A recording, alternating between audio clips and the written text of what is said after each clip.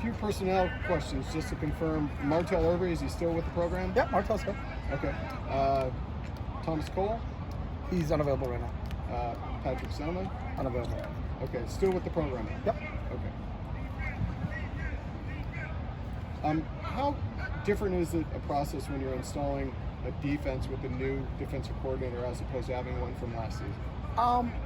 For what those guys did, because Brian was here, so I think it's a collaboration of all of those guys, kind of what Ken did, what Billy did in the NFL, and Ken in the NFL, and then Akika up at Washington, and then putting it together, but understanding what our terminology is. So they may have called it quarters when they were in Chicago, but we call it something different, but it's still the same coverage. So they did a really good job in the month of February and March of collaborating and putting things together. So it's actually been pretty seamless so far. But there are some things that'll be different than last year. But I think they've added it in a way where I think our players understand it, because you're just teaching concepts. Do the new coaches change your terminology? They bring in their own terminology? Both. It's what's the best. We kind of sit down and say, hey, what's the best way to do it? It's no different than with Drev, with the O-line now is when we talk about some combinations or calls or things like that. He's called it this in the past, we called it this in the past. What's the best way moving forward? So some things you have changed, some things you keep the same. You have had a few practices. What transfers have stood out? It seemed like the Murphys really made an impact. The Murphys, I think all of the kids that showed up, especially when you think about it, the first day of school was Monday and the first practice was Tuesday. So the Murphys showed up. I think Aziz showed up. Carson Ryan's done a really, really nice job. Dustin Martin's done a really, really nice job. Gary Smith has shown that he can really be a stout kid on the inside. So I think all of those kids from the jump have just jumped right in, and they don't stand out. When sometimes you stand out in the wrong way because you're not doing the right thing, you're not sure where to go. I think they've picked up really quickly in kind of how we train and what we do, and been impressed with all of them so far. Yeah, the young running backs, Tomarion, you have Deshun. Like, what do you see from them? And obviously, the two of them kind of might have to replace the production that Britton Brown had from last year. Tomarion, who was the other one you asked for? Brent Harden. Oh, yeah. Yeah, TJ's, again, he got here Monday, so, but hasn't really looked out of place. There's sometimes he's really flashing. You kind of like, all right, there's a skill set there. There's an understanding of how to run, not forcing things, is letting the play develop. So he's got a good knack for how to be a running back. He obviously saw that on high school tape, but it translates to what we've done so far.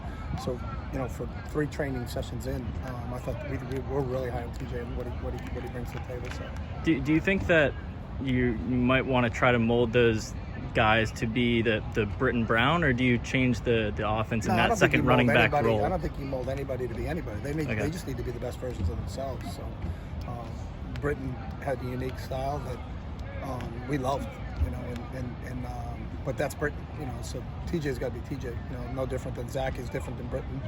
Keegan's different than Zach. They got to be what they are and what's in their body. You can't try to mold them into being something that they're not. Lincoln Riley was saying on Saturday that he kind of admired you and looked up to you as a coach when he was just starting out as a coach. That just means I'm old. And you were at Oregon. What does that mean to hear from someone like him? I got a lot of respect for Lincoln. I think he's a heck of a coach. I admire him. I admire what he did when he was a coordinator at East Carolina, and then as a coordinator at Oklahoma, and then as the head coach. He's made a major impact on college football. So that's the one thing about this league is there's good coaches everywhere. David Shaw, Kyle Whittingham, Lincoln. There's a bunch of really, really good coaches in this league, and you got to be ready every single week. But I think Lincoln's a heck of a football coach. Casimir Allen seems to continually keep stepping up, developing. What have you seen from him this spring, and does he fulfill kind of that Demetri Felton role from a couple of years ago for you? Yeah, we don't have roles, so I hope 2 years from now you guys are like, who's going to fill the Kaz Allen role and what that becomes. So. But you don't have roles, so I won't. Yeah. So you can always ask. I'll never tell you what not to ask, but we don't look at it and say he fills this. I think you look at your skill set of what they have, and then how do we actuate what they do really, really well, and how do we put them in positions to do things really, really well. I think using Felt as a receiver out of the backfield was a huge mismatch for people. And people wanted to play man, and Felt was the one back. Well, who's covering him? Mike linebacker? That's a mismatch. That's always been a mismatch. So, the one thing with Kaz, because he's been here for a while and he's got a great understanding, is he can play a lot of different positions. He can play outside receiver, he can play inside receiver, he can play running back. He's obviously a really good kick returner. We're looking at him now as a punt returner. Our job is to try to figure out as many different ways as we can get the ball in Cass's hands because he's certainly one of our top playmakers. Okay, thanks. Any other questions? Any more? All right, thanks, Coach. You good, guys?